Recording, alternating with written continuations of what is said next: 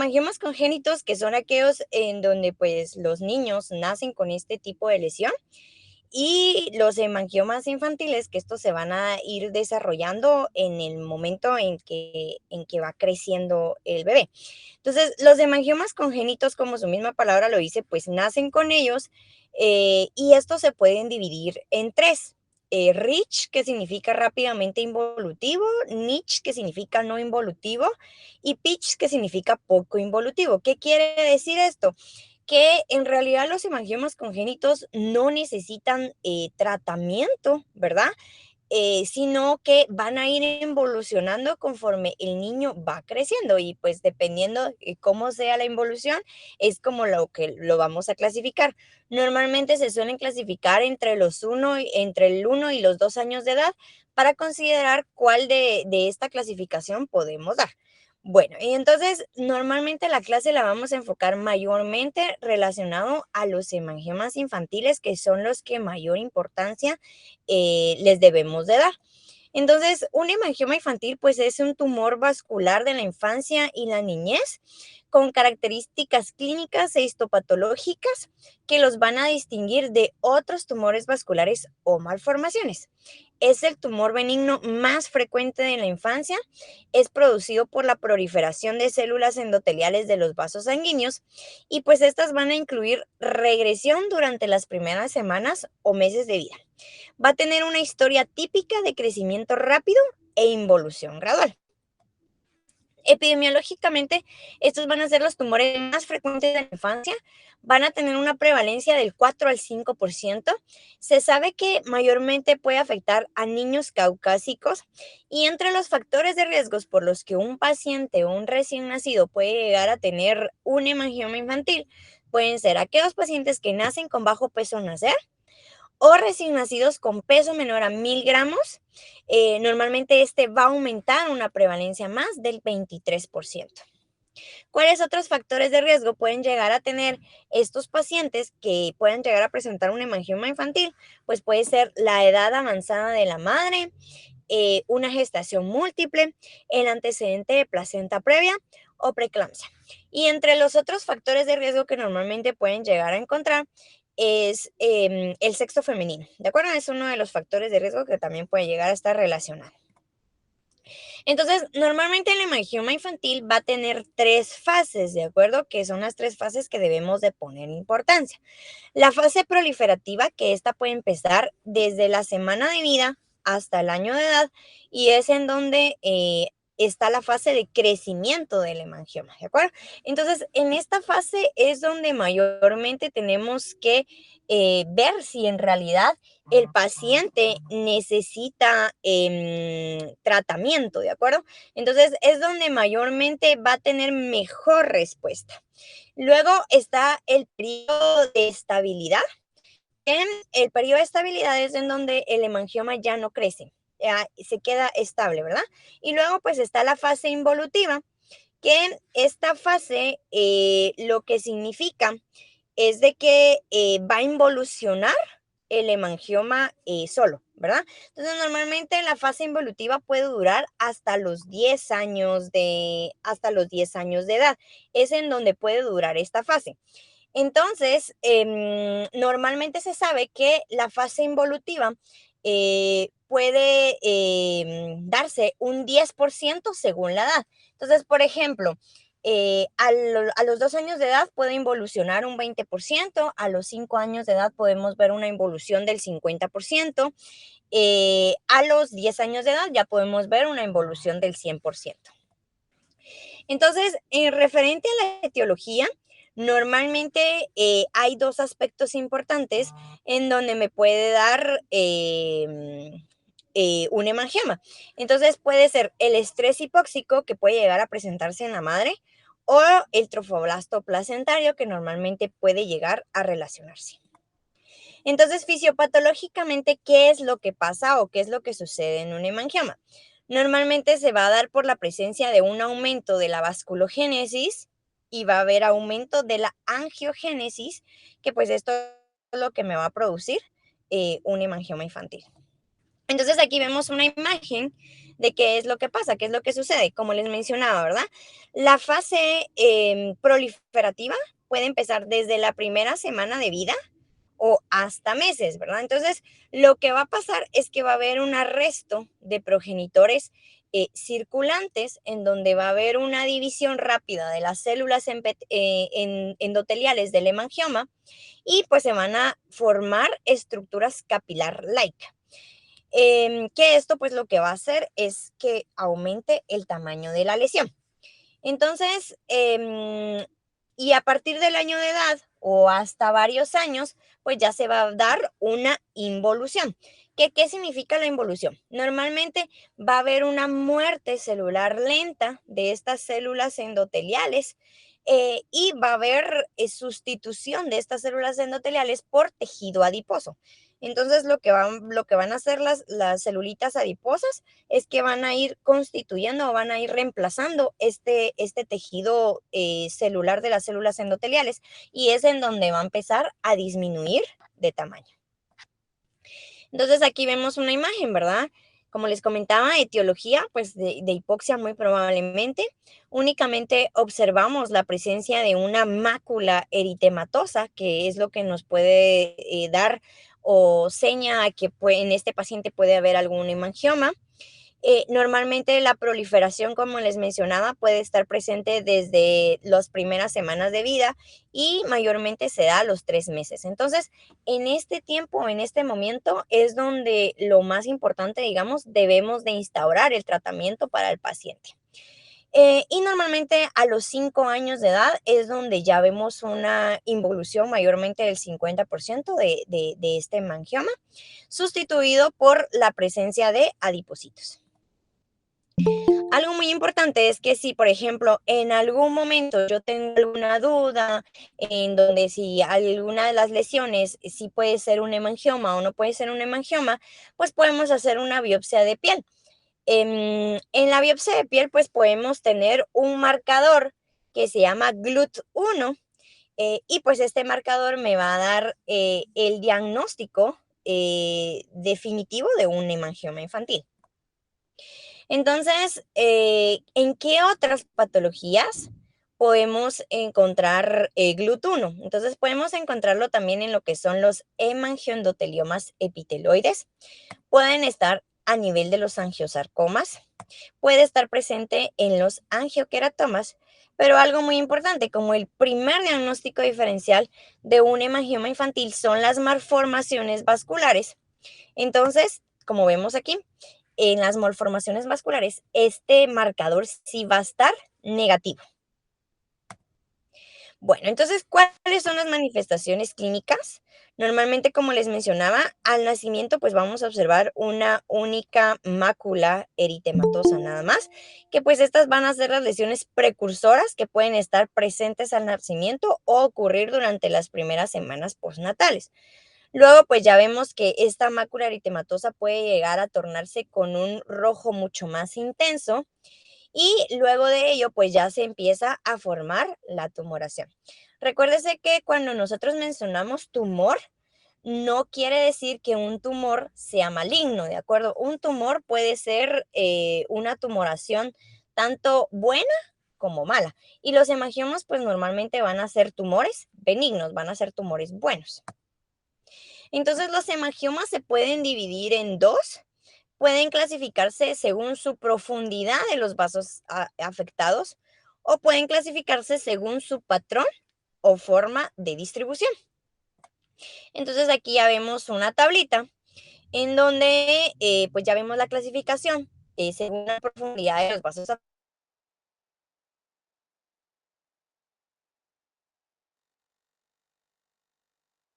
Superficie, una pápula o placa o tumor de color rojo que suele ser brillante con una superficie lobulada o lisa. Y normalmente estos hemangiomas van a estar afectando únicamente lo que es dermis superficial. Luego, pues está la clasificación de los hemangiomas profundos. Normalmente estas van a ser tumoraciones azuladas o del color de la piel, normal, presentando a veces telangiectasias en la superficie y suelen aparecer tarde y tienden a proliferar durante más tiempo. Normalmente estos hemangiomas suelen estar a nivel de dermis profunda y subcutis. Y pues podemos ver la clasificación de los hemangiomas mixtos, que normalmente pues estos van a tener un componente doble, que pues vamos a tener la clasificación de un hemangioma superficial con un hemangioma profundo. Y normalmente estos van a afectar dermis y subcutis. Bueno, entonces aquí vemos unas imágenes en donde ya podemos ver un poquito más de las lesiones. Aquí pues vemos un hemangioma superficial, en donde normalmente vamos a observar una tumoración como de color cereza. Vemos aquí un hemangioma profundo, que este hemangioma pues lo que vamos a observar va a ser la tumoración azul violácea. Y luego un hemangioma mixto, en donde vamos a ver la combinación de los dos anteriores. Y según el patrón, forma o distribución, estos se pueden dividir en 4, en los que son focales o localizados, que son los más comunes, generalmente suelen afectar cara o cerca de la línea media. Estos suelen ser redondeados y podrían trazarse con un compás a partir de un punto central. Y los segmentarios, generalmente estos van a afectar un territorio cutáneo específico sin pasar la línea media. Pueden tener bordes geográficos y pueden llegar a tener un seguimiento a la disposición de las unidades del desarrollo embrionario. Los indeterminados, estos van a ser de forma intermedia entre el focal y el segmentario. Y los multifocales, pues van a ser hemangiomas focales múltiples, ¿de acuerdo? ¿Cómo vamos a definir cuándo es un hemangioma focal múltiple? Pues van a ser cuando va a haber presencia de más de 5 hemangiomas a nivel del cuerpo. Y estos pues normalmente son unos de los que tenemos que estudiar mayormente. Bueno, normalmente en cuestión de los hemangiomas también podemos llegar a tener alteraciones asociadas, como lo es el síndrome de Face, ¿de acuerdo? Que normalmente esto, pues lo que significa, la P van a ser anomalías de la fosa posterior, la H pues va a ser la presencia de un hemangioma que sobre todo va a estar presente a nivel de la cara, la A es donde van a haber anomalías arteriales, la C pues va a ser la presencia de anomalías cardíacas, la E pues va a haber afectación ocular y la S pues nos refiere a que pueden haber otras asociaciones como por ejemplo hipotiroidismo, déficit de la hormona del crecimiento, hipotiroidismo o sordera neurosensorial. Hay otro síndrome que también puede llegar a tener una asociación, como lo es el síndrome pelvis sacral lumbar, en donde pues en este lo más importante es que si vemos un hemangioma a nivel de la región sacra, pues puede haber afectación de una disrafia espinal con asociación de un lipomeningocele médula anclada o un lipoma intramedular. Referente a los perineales, pues puede llegar a tener afectación con ano imperforado, ano anterior ectópico, también puede haber fístula rectoperianal, también pueden haber asociaciones genitourinarias como riñón único, reflujo vesicoureteral, alteraciones de la vejiga urinaria y pueden también haber presencia de genitales externos ambiguo, escroto bífido o hiper o hipotrofia vulvar. Bueno, normalmente el diagnóstico de los hemangiomas pues debe ser de tipo clínico, solo como les comentaba, si en algún momento tenemos muchas dudas, podemos hacer una biopsia de piel. Bueno, algo muy importante van a ser las indicaciones mayores de inicio de tratamiento y pues estas pueden dividirse en 5.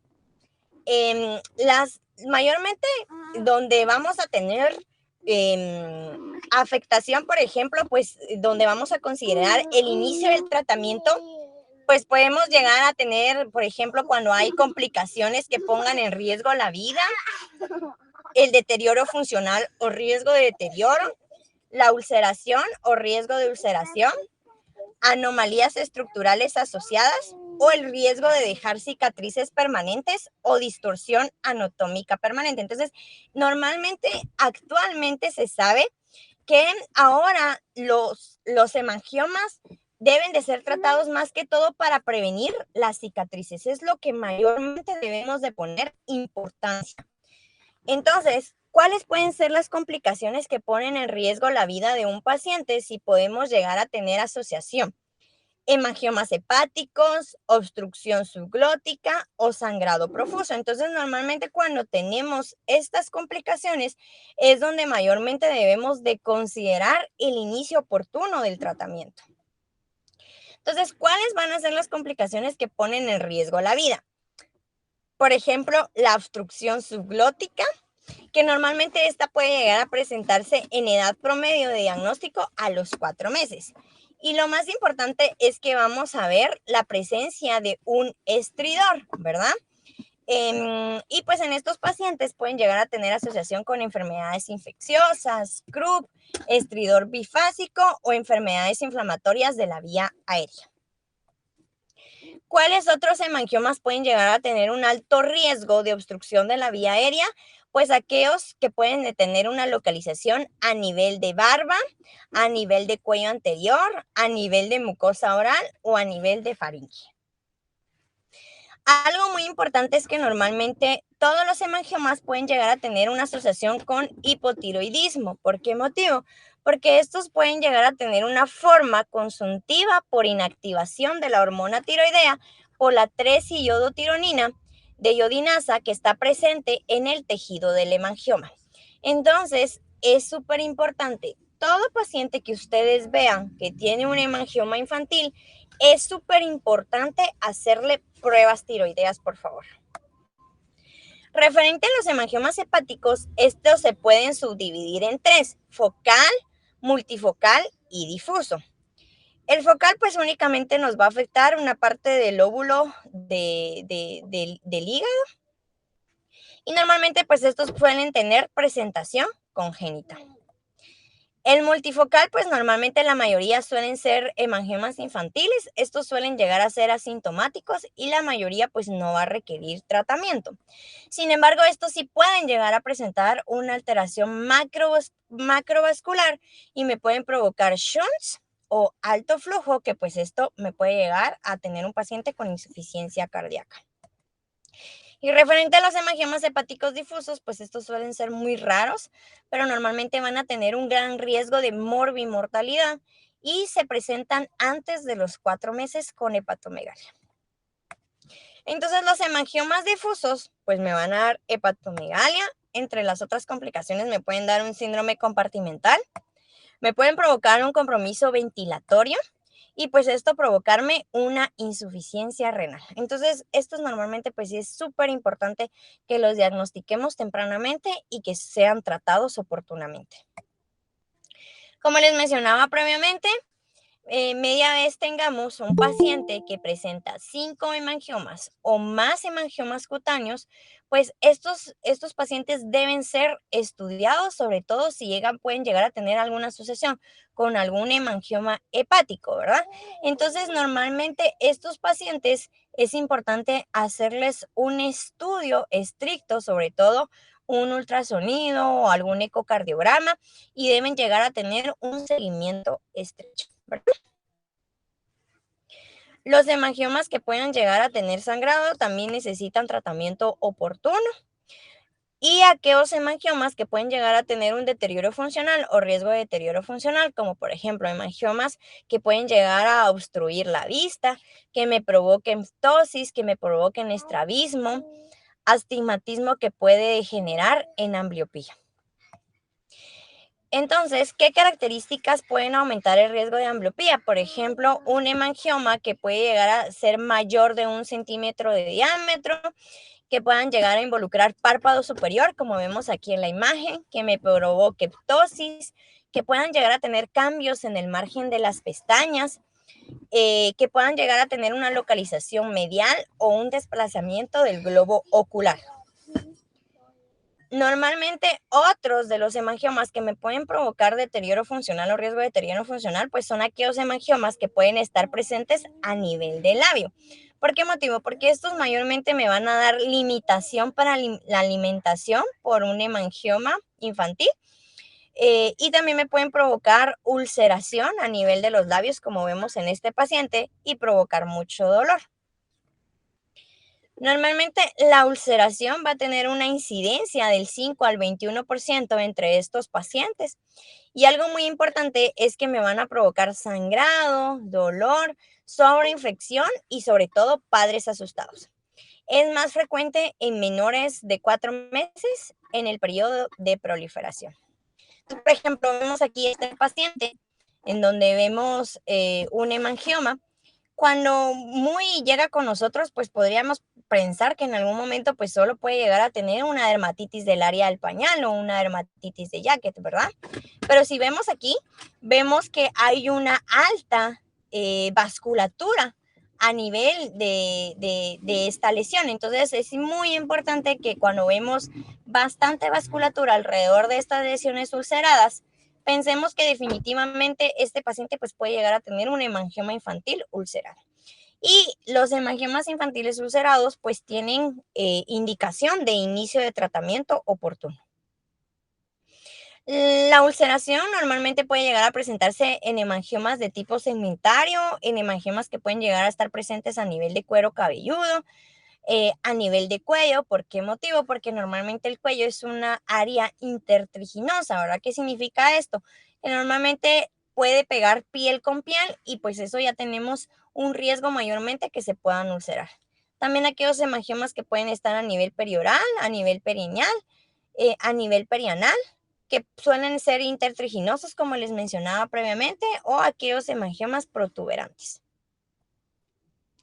Bueno, normalmente los hemangiomas segmentarios que suelen llegar a tener más de 5 centímetros de diámetro, también son aquellos hemangiomas que es súper importantes que hagamos múltiples estudios, sobre todo un ultrasonido o un ecocardiograma. Como les mencionaba previamente, los hemangiomas pues pueden llegar a tener múltiples asociaciones, como lo es el síndrome de Face, el síndrome neurocutáneo, que normalmente asocia la presencia de grandes hemangiomas con una o más anormalidades estructurales. También a sospechar cuando se observan extensos hemangiomas cutáneos en mayor grado, si afectan al rostro. Sus alteraciones también se dividen en cutáneas y en extracutáneas. Entonces, normalmente el síndrome de Faces, como les mencionaba, mayormente los defectos que mayormente pueden llegar a tener pueden ser defectos de la línea media ventral, puede llegar a tener un esternón hendido, un rafe supraumbilical. En el 25% de estos pacientes pueden llegar a tener anomalías cerebrales estructurales. El 67% pueden llegar a tener anomalías cardíacas y el 90% pues pueden ser anomalías cerebrovasculares. Entonces aquí vemos un ejemplo, por ejemplo, de otro tipo de síndrome de Face, que normalmente es un paciente con un hemangioma segmentario, como les mencionaba. Este síndrome también lo podemos sospechar, o sea, no solo es sospecha cuando tenemos un hemangioma a nivel de la cara, sino cuando también hay algún otro hemangioma que pueda tener o que pueda ser mayor de 5 centímetros de diámetro. Normalmente estos hemangiomas pueden involucrar cara, pueden involucrar piel cabelluda o el cuello, o pueden estar respetados con un segmento ubicado en el torso y la extremidad superior en su lugar. Entonces, ¿qué es lo más importante de darle inicio temprano a estos pacientes? La deformidad, ¿verdad? La deformidad que puede llegar a causar un hemangioma infantil. Normalmente pueden ser deformidades permanentes, ya sea a través de cicatrización de la piel o distorsión de puntos de referencia anatómicos. Esta complicación pues puede llegar a tener una incidencia mayor que anomalías estructurales o que amenacen la vida del paciente. Entonces, previamente en los años anteriores de 1950, pues se sabe que mayormente los hemangiomas no se trataban, únicamente aquellos que podían llegar a producir un impedimento funcional. Pero actualmente el tratamiento va enfocado a prevenir el crecimiento incontrolado y reducir la lesión antes de que presente deformidad permanente el paciente. Entonces, ¿por qué el cambio? ¿Por qué ahora? Porque normalmente a la hora que ustedes den tratamiento a un hemangioma, van a mejorar la calidad de vida de estos pacientes en el 55 al 69%, ¿verdad? Entonces, sobre todo en aquellos pacientes que pueden llegar a tener un hemangioma a nivel de la cara, pues imagínense, cuando sean grandes o adolescentes, pues la mayoría de pacientes no les gustaría tener este tipo de cicatrices. Entonces, por eso actualmente es recomendable tratar todo hemangioma que miremos. Entonces, ¿cuáles son las acciones a seguir del médico tratante? Bueno, idealmente, pues, como les mencionaba, el diagnóstico pues suele ser clínico, pero sin embargo, si en algún momento nosotros tenemos mucha duda si esto es un hemangioma o no es un hemangioma, podemos realizar ultrasonido Doppler, ¿verdad? Que es uno de los estudios que nos va a ayudar a concluir en nuestro diagnóstico. Entonces, este es muy útil, ¿verdad? En el diagnóstico para establecer localización del hemangioma, para evaluar la extensión, para evaluar el grado de vascularidad, sobre todo el tipo de lesión, si es un hemangioma, si es un tumor de tejidos blandos, si es una malformación linfática, o normalmente pues este puede ser el primer estudio de screening.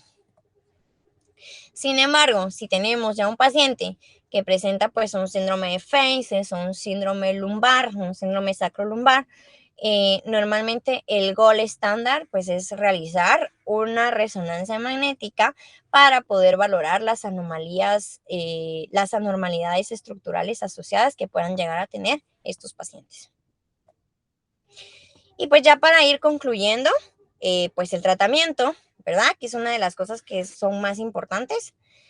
Pues mayormente utilizamos beta bloqueadores frente a los corticosteroides, ¿de acuerdo? Ahora se sabe que el beta bloqueador pues tiene una mayor respuesta a la disminución del hemangioma.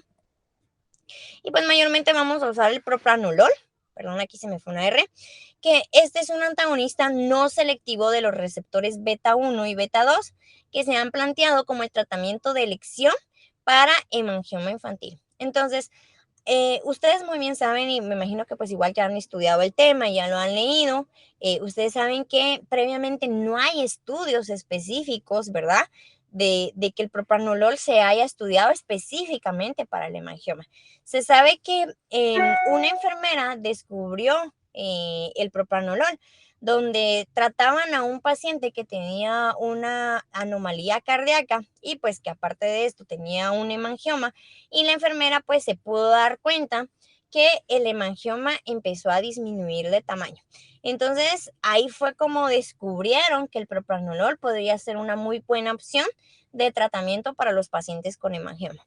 Entonces, ¿cuál es el mecanismo de acción que normalmente van a pasar estos pacientes? Pues van a provocarme vasoconstricción, me van a provocar una inhibición de la angiogénesis y me van a provocar una inducción de apoptosis y una inhibición del óxido nítrico, regulando el sistema renina-angiotensina y pues esto me va a hacer que disminuya la lesión. Entonces, aquí vemos un ejemplo de un paciente que fue tratado previamente con prednisona y luego con propranolol. Entonces, vemos aquí que la respuesta es mayor con el uso de propranolol a comparación de la prednisona. Entonces, vemos aquí que en realidad a los 6 meses de vida de los pacientes tratados con propranolol, pues vemos que casi ya no hay nada de la lesión. Entonces, ¿cuál es la conclusión de esta clase? Que normalmente lo importante que ustedes reconozcan como pediatras y como futuros pediatras un hemangioma es poder realizar una adecuada referencia y contrarreferencia para el inicio oportuno del tratamiento y así pues poderles dar una mejor esperanza de evitar cicatrices con estos pacientes. Bueno, muchas gracias por su atención. No sé si alguien de ustedes tiene alguna duda, alguna pregunta.